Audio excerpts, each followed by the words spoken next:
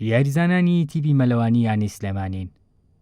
دوای دابڕانیان بۆ ماوەی زیاتر لە 4 مانگ جارێکی تر دەست دەکەنەوە بە مەشقەکانیان.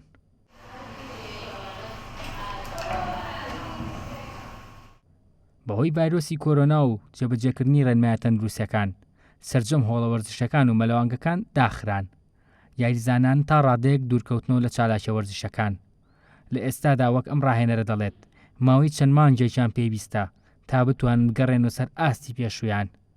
ئێمە لە ماوەی ئەم 5 مانگەیە کە کەرەنتینە بۆ مەلەوانگەکان داخرا وەکو یانی وەرزشی سلێمانی تەبعاً دابڕاوین. ئەم دابڕانەیش زەرەرێکی لە ئێمەیاوە لەبەرەوەی یاریزانی ئێمە وەکو یاریەکانی تر نییە بۆ بتوانێت لە ساحەیەکە ئەگەر لە هۆڵێکی لەش جوانیە مەشقەکانی بکە. ئێمە لە مەلەوانگەیە لە ئاوە ئەگەر لە ئاودا ببڕێت لیاقەی دابەزێ کەم لیاقەی دابەزی دوای ئەوە 4 مانگ 3 مانگەوێت تایە تۆ تایم. ئێمەش ئیسە لە ئیرسەیە وەکو خۆمان کە ئامادەکاریەکەین ئەگە پاڵەوانێتی بێ پاڵەوانێتی نەبێ ئێمە بە ئامادەکاری گەنج. یەکێک لەو یاریزانانەی ئامانجی گەورەی هەیە و ماوەی 10 ساڵە یاری مەلەوانی دەکات دیلان سەرمەندە. ئەو لەگەڵەوەی خوێندکاری کۆلیجی پزیشکیە بەڵام مەلەوانێکی دیار و یاریزانێکی سەرکەوتووە و چاوی لەوەیە ببێتە پاڵەوان لە پاڵەوانتیەکانی دەرەوە.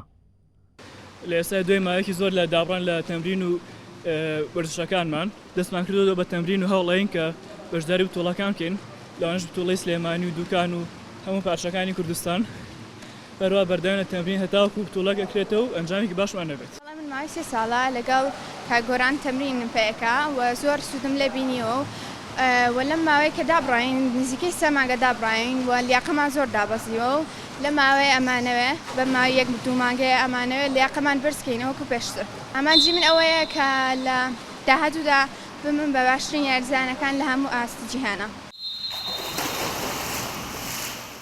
لە ئێستادا بەپێی ڕێنمایە تەندروستیەکان مەلەوانگەکان کراونەتەوە یانەکانیش مەشقەکانیان دەست پێ کردوتەوە کە لە ڕابردوودا بەشێک لەو یاریزانانە ناچار بوون لە ڕووبار و دەریاچەکاندا مەلە بکەن تا ئاستیان دانەبەزێت.